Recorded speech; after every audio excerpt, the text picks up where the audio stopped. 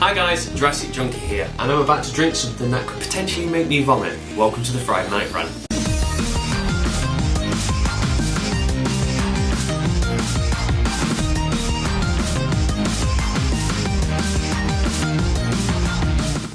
So, I hope we all are well. I am now off for 9 days, so I'm going to get some programming and some gaming in, and hopefully do nothing but just those two things. But moving on to the sponsor drink. Got an empty glass, and I'm going to put something in it now. And this is a bit of a weird one. This is definitely the craziest thing I've drank on the Friday Night Rant so far. The young Holly, aka Dog in My Lens, was saying on her podcast that she drank some butterbeer, which is from Harry Potter apparently. I don't watch it or read it. I'm not big on Harry Potter anyway, and I know nothing about butterbeer. But apparently you can easily achieve making butterbeer by combining ginger beer, which I'm a fan of, and ice cream, which I'm a fan of, but together. So I'm going to give this a go. I messaged Holly to just find out what quantities we put in to actually make this, and I've not got a reply back yet, so I'm going to wing it. I'm going to go with this scoop and see how we go, so let's give this a try.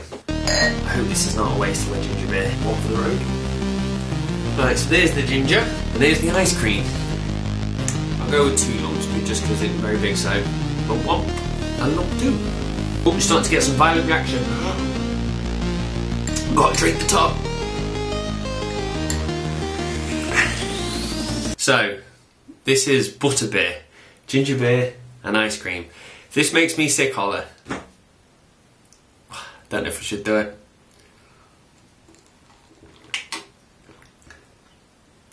That is nice. That's good. I'm a fan. Holly, you tell no lies, girl. I've got a feeling it may curdle in my stomach and make me ill, but at the moment I'm happy. Gorgeous. Well, that was a surprise. It tastes like ginger beer with cream, which sounds horrible, but it's actually a good combo. It's like a Baileys with a fiery kick of ginger. It's very weird, a very odd combo you wouldn't expect to go together, but I'm very happy with that. But at the same time, I have a terrible pain in my stomach right now, but that's probably because I've just drank that within about 10 seconds. But let's just hope that's indigestion and not it curdling up, and yeah, we'll go on. But Holly, that is awesome. So, thank you very much, Holly. So, to the rant. Most of this week is going to be talking about things that I'm actually going to enjoy, but I'm going to get the rant out of the way straight away. And it's something, normally if I talk about something, I say, that's annoyed me. It tends to just be an annoyance. I would just go, that's disappointing, or this is blah, blah, blah. But this is the first time I've been genuinely disgusted by this. And it's Capcom.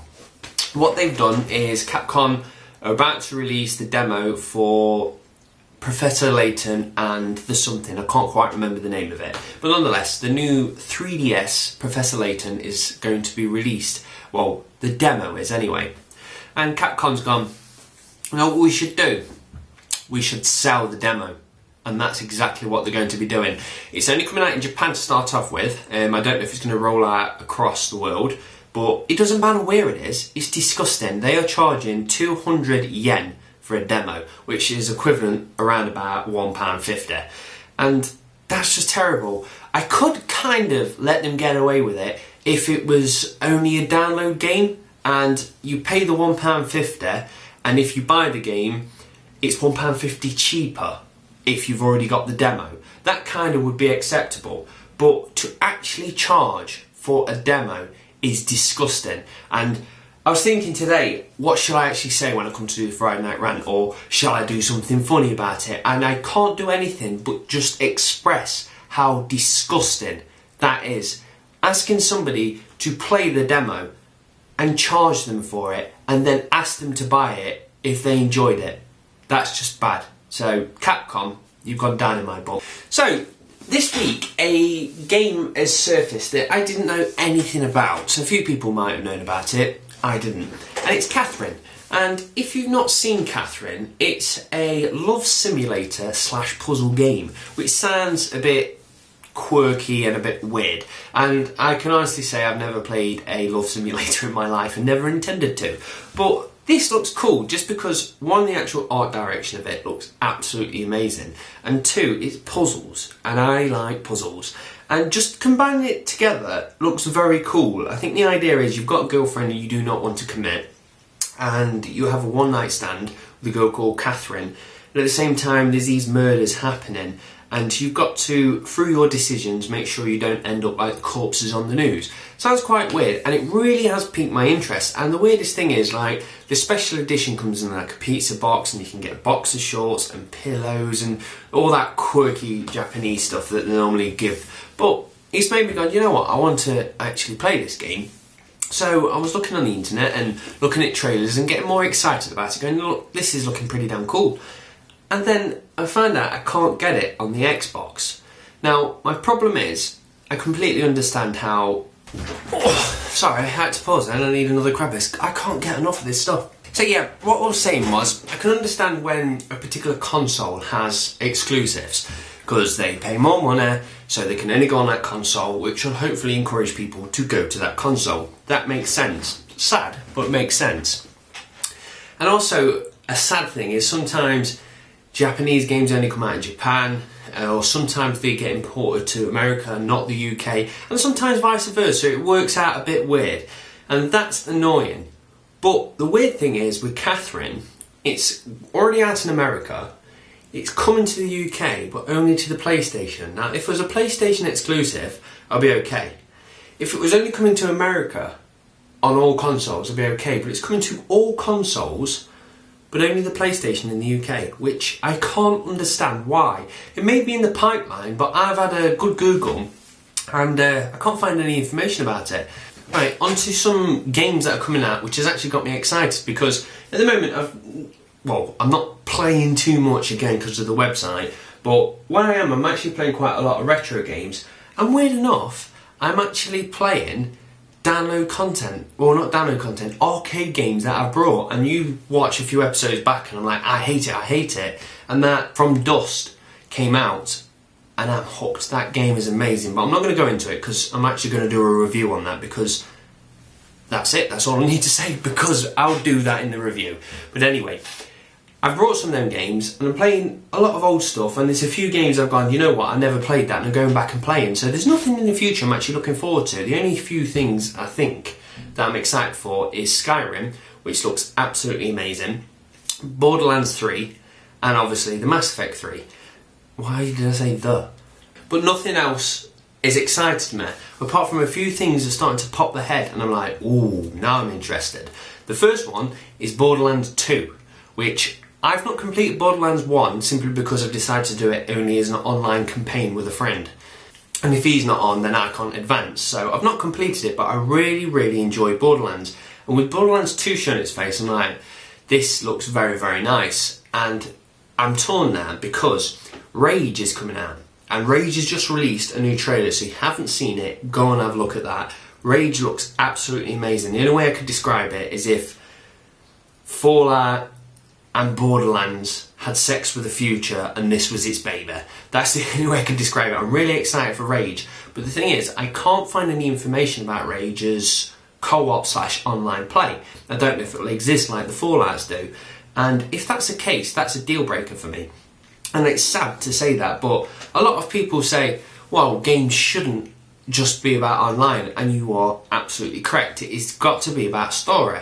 But the thing is, they don't do themselves any justice by doing it anyway, because you people who just say, I only play offline, that's fine, but what do you do when you complete an online game? If you're a collector, you keep it. If you're not, you sell it. And then they lose out in the second-hand market. But people who tie in co-op and online play have less second-hand sales, so therefore the revenue is increased instantly. So I think most games, in fact I think all games really, should have online modes unless they can't warrant it, because the game wouldn't work that way. But nonetheless, I can see Rage working online, but they've not actually said if they can. Now I'm looking at it as Rage looks stunning. Borderlands 2 I'm excited for, but Rage is definitely better. But if Rage has got no online play, I know Borderlands online play is absolutely awesome. So I'll go and get Borderlands. So at the moment, I'm tossing between the two until I actually can find out what one does and the other one doesn't. And the other thing that's shown its face this week, which I'm excited for, very excited for, is Mirror's Edge 2. And if you've never played Mirror's Edge, I've said it in the past, go and pick it up because you can get it for about £3. And it's an awesome game. It's not the best game in the entire world, but it's definitely something you should play at the cost of £3. And I enjoyed it. I thought it was fresh, it was new. I thought the graphics was really good, but if you actually stand back and look at it, there's nothing special about the graphics. They just did the motion blur and things like that perfectly that made you feel it was more realistic than some games with awesome graphics that just don't grasp how to submerge you in the camera view. And instantly I'm like, well, obviously if it's going to be Mirror's Edge 2, it's probably going to be awesome because I thought the graphics was pretty damn good in the first place. But the word on the street is that they're going to be using the Frostbite engine, which Battlefield 3 actually uses. So if they do use that engine, that game is going to be absolutely awesome. And they slightly dabbled on the online where you could compete with friends and racers. So if they just slightly skim the surface, I think they'll develop on it more and give you a lot more online modes to do. And if that's the case, I think that's going to be a really good game. Not many people will be bothered about, but I am certainly interested in that. God, it's hot. I don't know about you guys, but in Britain we've had like a heat wave for the last 3 days and it's horrible. I do like the sun, but it tends to get more hotter at night. And I'm trying to game or do something and I'm just sweating, it's horrible. But anyway, I'm going off. The last thing I want to talk about is there was a guy this week who died, and it was actually through gaming. And what he was doing, he was playing 12-hour stints on Halo without moving. Obviously he would occasionally go for a wee and eat his pot noodle, but apart from that he was just playing Halo all the time. He was unemployed, and then he was called to the job centre to sign on, and he went, he dropped his chewing gum, he bent down to pick it up and died. And after the autopsy they found out it was a blood clot. In fact, there's a more of a technical word than the word blood clot, but I can't remember it because I'm on my second Crabbies. I've also been pushing away a bit of wine, and Holly made me drink some ice cream with Crabbies. So my mind's not great at the moment, but nonetheless, we don't need to know exactly how he died, but it was from lack of movement. For instance, when you're on a long flight on an aeroplane, some people get blood clots and they say to walk around all the time. And this is what this guy didn't do. So through playing Halo for 12 hours straight, constantly, it has actually killed him. And the weird thing is, a game killed him. Obviously it was down to him being so lazy and not actually thinking, I should probably walk around a little bit.